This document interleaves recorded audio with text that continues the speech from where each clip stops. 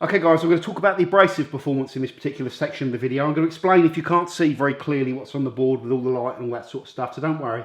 On this section here of the panel, this is what was polished with PC 5000, the deep scratch remover. Here, HC 400, your heavy cutting compound. Here, MC 3000, the one step. Here, FC 2000, the finishing polish dehologrammer. And here, UC 1000, the swirl remover and sealing, so the finishing polish in one, with some sort of ceramic type sealant that it adds, you know, not a full-on ceramic obviously, but some sort of, don't know what it is, but some sort of ceramic material, it says. Okay, now let's go over here, and I've divided these sections into all the things that I've measured in this particular test. High gloss reading, 20 degree. So that's a better accuracy of anything over sort of 70 to 80 gloss. This is a more accurate reading. Mid gloss readings on the 60 degree angle. Haze in the panel. R-spec, which is fine surface texture gloss. So this R-spec value should be close. The closer it is to the high gloss value, the better. And Rick, the amount of distortion that is in the panel. Now let's go through the results. I'm just going to move in front of the camera. Oh. The deep scratch remover, 20 degree gloss reading, 86.32. And this panel started off with around between 80 and 81 units of gloss. So it just gives you a little bit of idea of what's happened on the panel. The heavy cut product, 88.61. So the heavy cut has given you a little bit more gloss than the deep cut product. The one step product, 94.04, which is a significant step up. Let me just make sure the thing's still in focus. Yeah, there you go, get there. The finishing polish, 94.7 units of gloss, so 0.7 more. Worth mentioning that this finishing polish has been used straight on top of the panel. It's not been cut first and then finished, which is something we need to talk about. And the finishing polish and sealant in one. The high gloss average readings, so we've taken 5 readings on each section, is 80.32, which is really interesting because it's obviously lower. We'll come back in a little while and talk about all these things. The mid gloss readings from this, so this isn't as accurate. 94.47, 98.01, 98.41, 98.78 and 96.00. Okay, now we're going to talk about log haze. So this is the amount of haze in the panel. Typically on this panel you've got about 4 to 6 units of log haze on average before it was compounded or polished. So that just gives you a rough idea. Log haze readings on the deep scratch polish, 13.67. So it's introduced some hazing, so it's an aggressive compound that you know, doesn't, well, it's introduced some hazing. Let's just go through all the figures first and we'll talk about that in a second. The heavy cut compound, 6.35. The one step product, 4.90. The finishing polish, 5.44, and the finishing and sealant product, 5.22. So what you can see here is perhaps more like what you would expect, that the mid-range and finishing products haven't introduced any haze to the panel as part of using them. The heavy cut perhaps has introduced a slight bit, and the very heavy cut is introduced, it's doubled the amount of haze or nearly trebled it. So it's a product that you can learn from this needs finishing out, or you're going to introduce hazing on the panel. Okay, next thing guys, the r-spec reading. So this is fine surface texture. The closer the r-spec is to this reading, the better, as I said earlier on. So 69.31 there. 81.95 with the heavy cutting compound. 84.51 with the mid-range product. yes, sorry, I'm just checking I got this right. 81.63 with the finishing polish, the hologrammer, and 59.63 with the finish and seal. And finally, we're going to go on to Rick, which is a measurement of distortion or flatness or orange peel, if you like. It wasn't a particularly peely panel. The higher the better, guys. When you get to 100, you've got like a perfect reflection. When you've got like 0, you've got like an awful thing going on. So 84.34, 89.98, 89.36, 87.52 and 65.07. So there are all the results. Let me just see if you can see those results. You can. I know there's a bit of shine on there, guys. Sorry. I'll just make a little adjustment and pan you in a little bit. There you go. Come across a little bit there. You should be able to see all the data. Well, we'll talk about this data now. Some of it's kind of self-explanatory, but the interesting thing here, guys, and remember what we've done is we've treated each section of this panel with each product under the same process, under the same machine, polishing with roughly the same technique for roughly the same amount of time. Okay, and that's overworking all these products as well, but I wanted to test that as part of this particular, you know, using the abrasives to see if they can handle being overworked. So what have we learned? We have learned that with one set of polishing, in terms of gloss and reflection, the finishing polish, the hologrammer, gave us the highest readings, okay, even without preparing it with another product. But it was very closely followed by the one-step product.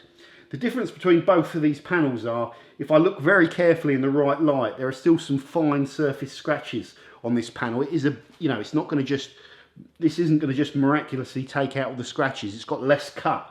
But this panel doesn't have those fine surface scratches. So this one-step product has been able to remove sort of, you know, swirl marks from the panel better than this at the cost of 0.7 of a gloss unit. So the one-steps, one thing to take away from this data is that the one-step products are quite impressive, actually. You know, would you do a one-step and then go and refine it again when the difference in gloss is quite minimal? The argument is you can spend a little bit more time refining it, because you're bumping it up from already a high refined finish. This reading is going to go up even more, so it's important to understand that. But very interesting. The mid-gloss units, there's nothing, this reading is less accurate than the high gloss, so there's not too much to take away from this other than that it's consistent, where our heavy cut has the lowest mid-gloss, our deep scratch remover has the lowest mid-gloss. This is a significant bump up. That's half a gloss unit bump up, and that's about a third of a gloss unit bump up.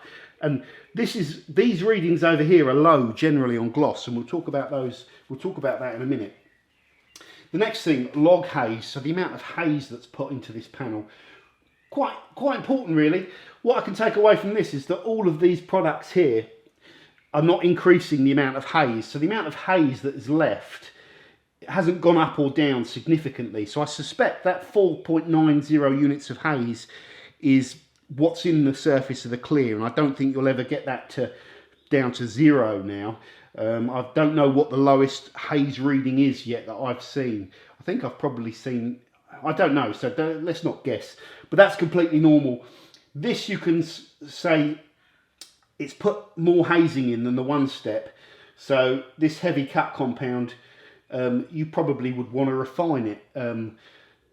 You probably want to refine it just because of the difference in gloss units. Six units different in gloss. So you would combo up the heavy cut with that product, or you'd use the one step on its own, or you could use the deep scratch product and then finish it off with the dehologrammer. The deep scratch product, significantly more haze. It looks like it's an aggressive compound that doesn't break down as much as the other ones, and that's probably what it's been functioned to do. Next up, guys, I want to talk about r-spec readings. So r-spec is a measure of gloss that is more affected by fine surface texture. Your r-spec reading should be, in an ideal world, should match the high gloss reading, the 20-degree gloss reading. On the deep scratch compound, we've got a significant drop off, which indicates that there is more fine surface texture with this particular product. With the heavy cutting compound, your r-spec reading is decent actually, and it's getting closer to the gloss reading. When we go to the one-step MC3000 product, we've got an even better r-spec reading, so less fine surface texture, which perhaps might tie in a little bit with less hazing, and closer to gloss, but still a differential of about 10.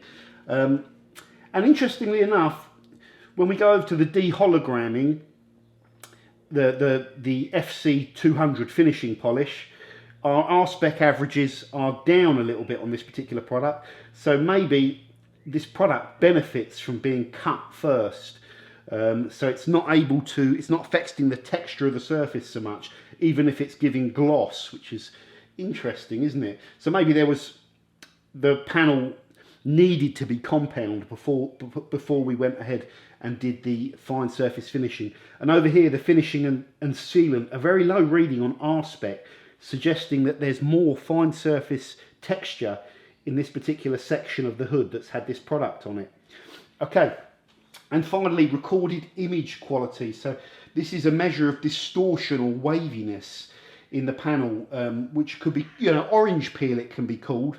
Let's just go through the readings. So a reflected image quality of 100 is kind of brilliant. It's a really good reflection. 0 is just a complete, dog's dinner, bendy mirror full of orange peel.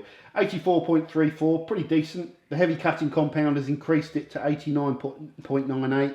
The mid-range compound, 89.36. The finishing polish, 87.52. And the finish and seal, 65.67. Which is interesting. So really, the one that's given us the best reflection is the heavy cut compound.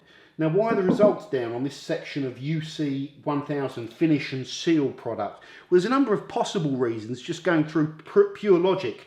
One, it could just be that this is what the product delivers you, because we've kind of used it and that's what it's got. But thinking about it, just using logic, what was different between this section and these ones? Well, this didn't have a degreaser wipe with IPA, so we have product sitting on top of this test panel.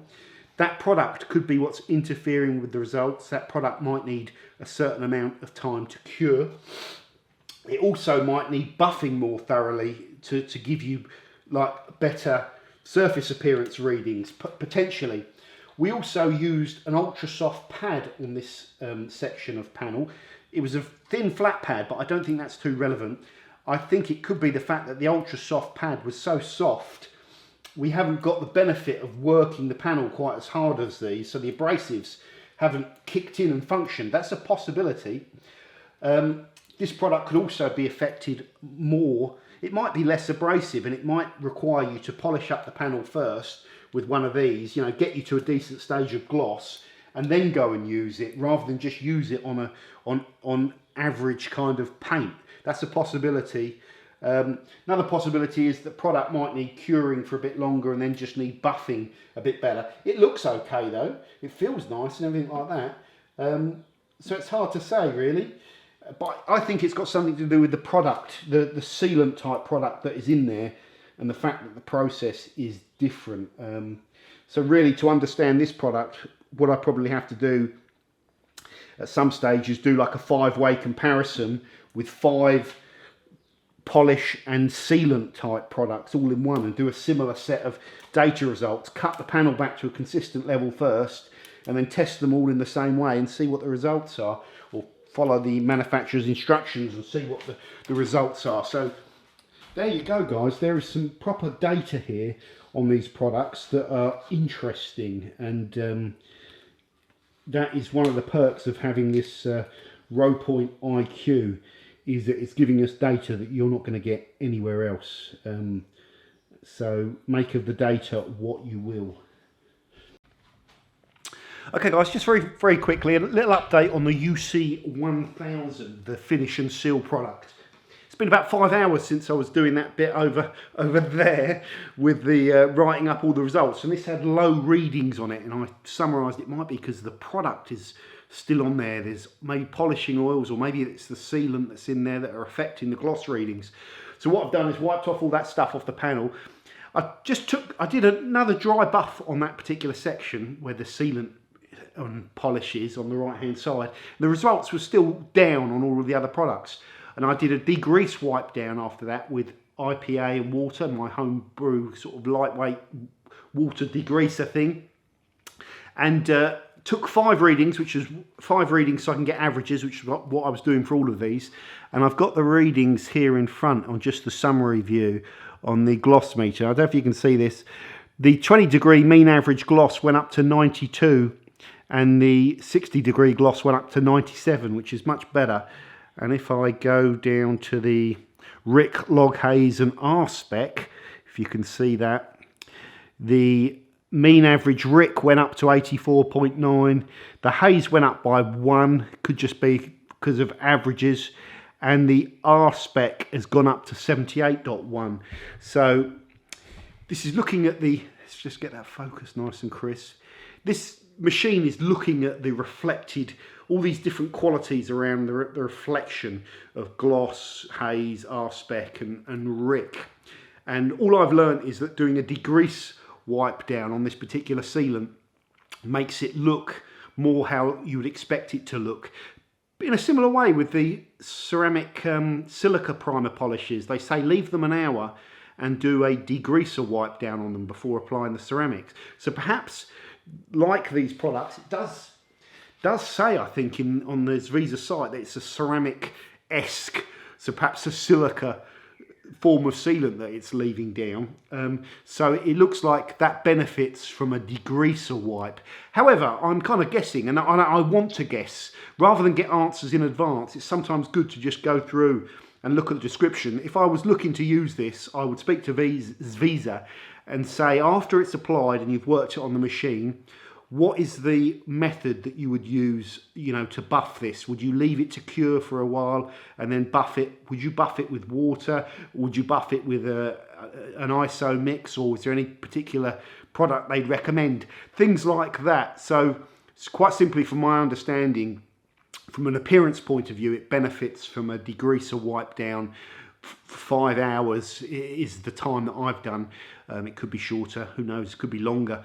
It benefits from a degreaser wipe down to get it looking how it should look.